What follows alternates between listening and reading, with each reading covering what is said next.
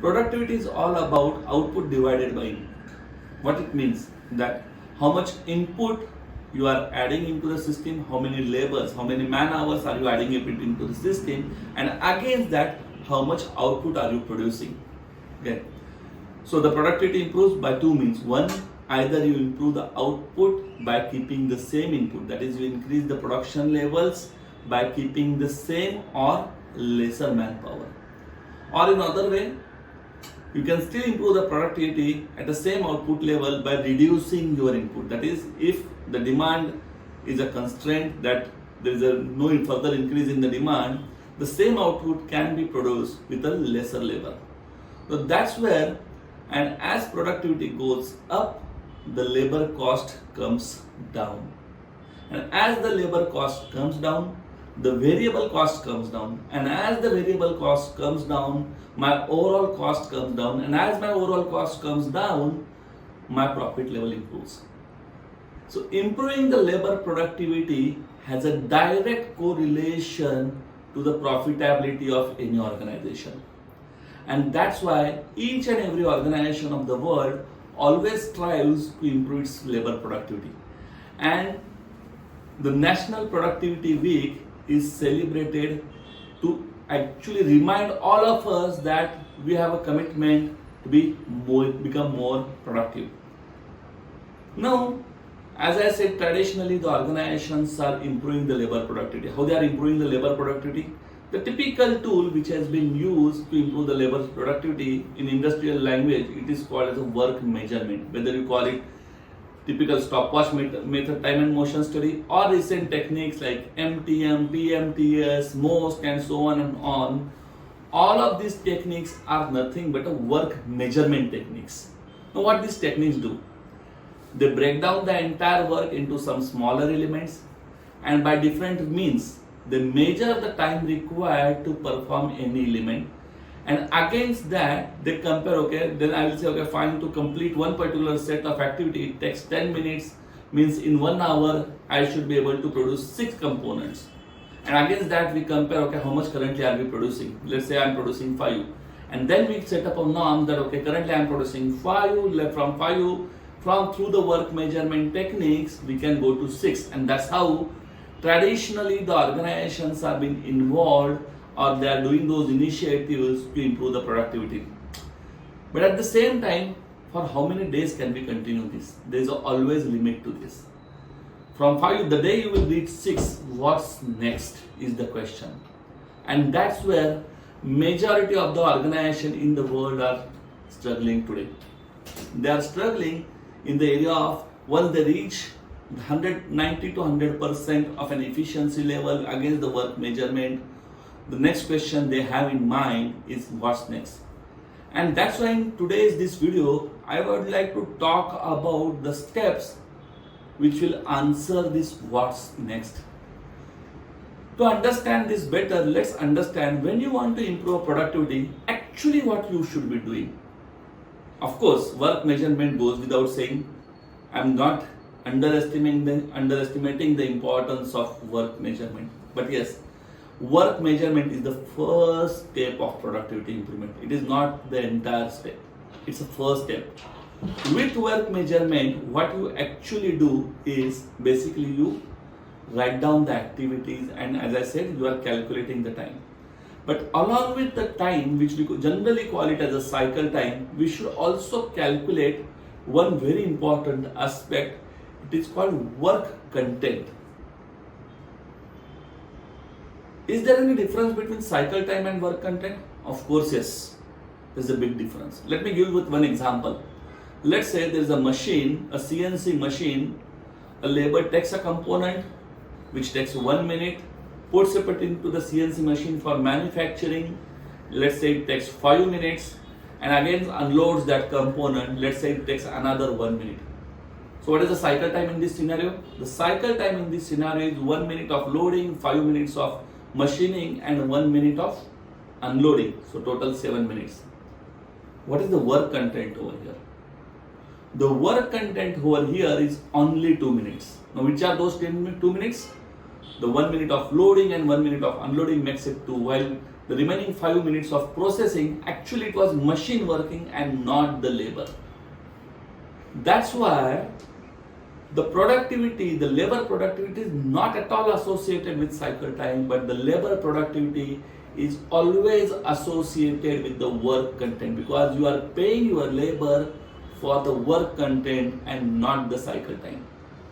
In this situation, let's say in that 5 minutes of automatic processing, if the labor is sitting idle, means what are you doing? You are actually paying him for that 5 minutes but not getting anything from it. And that's where, and then in the other hand, the 2 minutes of work content actually you are paying, but at least you are getting something.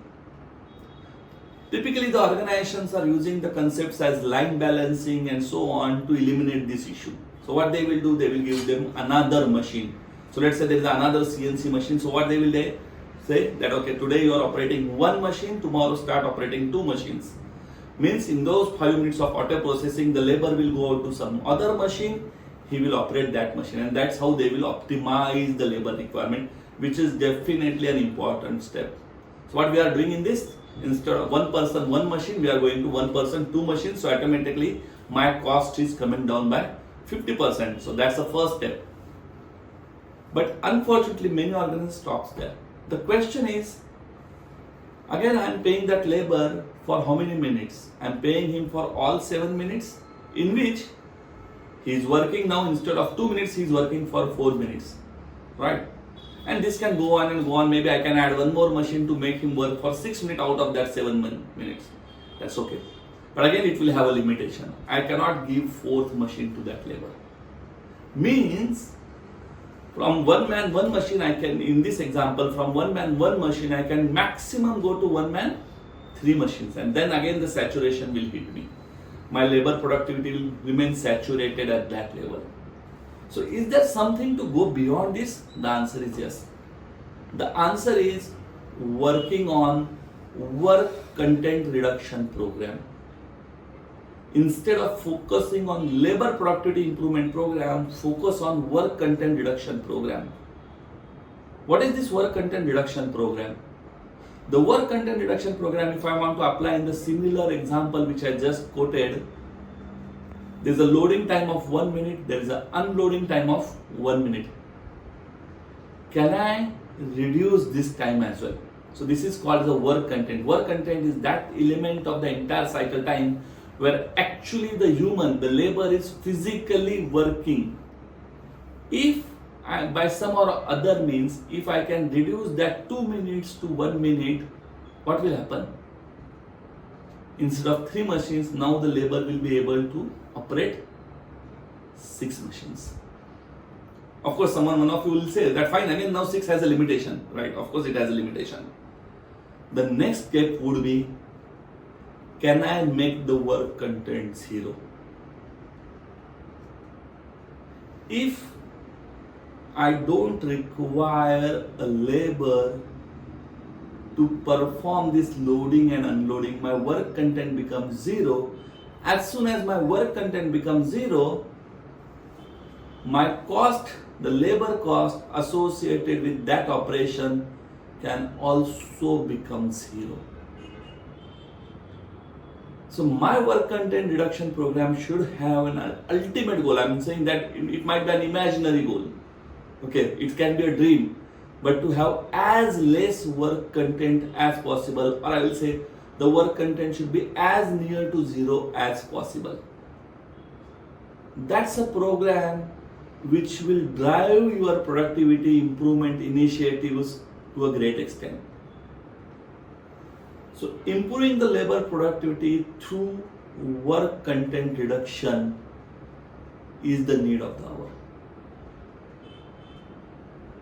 And if we target this, now let's say if you are running an organization where you are producing, let's say you are 200 machines, where there are maybe 100 to 200 laborers who are doing that, you can actually calculate the work content of all the machines, multiply by your production levels of on each machine, so you will get a total work content. Adding all the machines work content, you will get organization level work content. And then you can have a focus team which will reduce this work content in a gradual manner. Now, when you drive such a program that okay, and take a target that I want to reduce my work content, let's say 50% year on year basis. Don't worry about the productivity level. Focus that whatever the work content I have at the start of the year, by the end of the year, I want to reduce my work content by 50%. Your productivity level improvement program will go to a different domain itself. It will move from a domain of saturation to the domain of hopes. That's where, in today's context, the productivity improvement program should be driven. It should be driven through a program called work content reduction. Now, the question would be like, it's a good music to the ears. Is it practically possible? The answer is, of course, yes. So, today in this particular video, I'm going to share with you a four-step process for this work content reduction program. What is that? What are those 4 steps? Of course, the step 0, let me start with the step 0. Step 0 is, of course, the work measurement. To reduce any work, first the work has to get measured. So the step 0 is work measurement. Once you have done the work measurement and compared your organization in a productivity level, in same example which I quoted, the capacity is to produce 6 per hour and currently we are producing 5 per hour. All those initial steps you will take care of it. Then actually these steps for work content reduction program starts. And these steps are in the 4 areas. One, something called the improvements, which called as a no cost automation improvement, means zero cost improvements. Second, low cost improvement. Third, medium cost improvement. And finally the 4th, high cost improvement. Now let's go to each step one by one. What do you mean by zero cost improvement or zero cost work reduction program? That's where we apply a methodology called ECRS. ECRS stands for eliminate, combine, rearrange, simplify. So observe each element which is contributing to your work content and ask these 4 questions. First of all, can I eliminate this totally? So eliminate is the first option. If elimination is, because once you eliminate, the work content will straight away become zero. Can I combine this element with some other element so I can work parallelly? So automatically the work content will get divided between 2. Can I simplify the process so that my work content will come down? That's the third. It can be simplification through some jigs, some fixture, some ergonomic design and so on and so on. There are so many techniques of work content simplification. Can I simplify that? And 4th, can I rearrange my process sequence so automatically my work content, for example, the operator goes from machine 1 to machine 2 by walking 10 steps and again comes back near to machine 1 by walking 4 steps. So now if I rearrange my layout, I can actually avoid the time required to walk these 10 steps. So that's the example of rearrange. So as I said, for a work content reduction program, the step 1 is zero cost work content reduction program through a methodology called ECRS: eliminate, combine, rearrange and simplify. Then once this is exhausted, then we go to the step 2. Now step 2 is all about work content reduction through low cost automation. Now what is the definition of low cost? Actually it should not be called the low cost, but it should be called as a high ROI automation. What is high ROI? ROI is, as you all know, ROI is return on investment. So look out for those automation areas where the return on investment can be less than 1 year. So high ROI means a return on investment less than 1 year. For example, the example I just quoted, if I can have a simple pick and place automation, which may not cost me very high, but it can straight away save my 1 labor, optimize my 1 labor. It's a high ROI type of automation. So step 1 is all about, step 2 is all about identifying those automation ideas, pick and place automation, various types of Poka-yoke, various types of mechatronics kind of devices, various electrical signals, electronic devices, and so on, so on. There are so many ways by which, by implementing low cost automation ideas, which doesn't cost too much of money, but it can straight away give a big jump in my productivity levels, we can achieve a substantial increase in the productivity. Once this process is over, then you can think of something as a medium cost or medium ROI type of automation. This can be slightly additional investment. Maybe you want to develop a particular small work center which can automate the things, or you want to develop a special purpose machine. Now, a typical medium cost automation has an ROI, return on investment, between 1 year to 3 years. So anything that gives me a return on investment between 1 year to 3 years is called a medium cost automation or medium ROI automation. And there are various ways by which you can develop some jigs, you can develop certain fixtures, you can develop certain machines, you can have some basic level of automations which can give you these medium cost automations. Special purpose machines and so on are the examples of it. And last is high ROI. What is high ROI? In today's context, any return on investment of more than 5 years is not justifiable. So whenever I say that high ROI, it does not mean that ROI of more than 5 years. Because in today's continuously changing business scenarios, anything more than 5 years of ROI is not advisable. So all those types of automation, now you talk about robotics, you talk about flexible manufacturing, you talk about manless machines, you talk about those material handlers which are like totally machine driven, not a single person, it goes through the factory using the pre-decided walkways. All these are some of the examples of high ROI automations. You can also, so if you have good business predictability up to 5 years, the last step via which you can improve your productivity is by implementing these high ROI type of automation ideas. So friends, this is something which I feel that worth sharing today on the occasion of recently completed National Productivity Week. Don't limit yourself. My message to you is very, very clear. Don't limit yourself to the work measurement, but go for a work content reduction. And I am sure if you can implement this 4-step methodology in your work content reduction drive, you will be able to optimize your work content by more than 50%. That means you will be able to reduce your direct labor cost or partially the indirect labor cost also by more than 50%, and thus you will be able to help your organization to improve your profitability.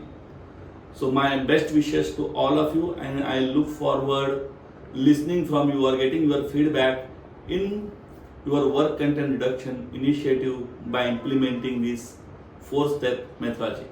Thank you.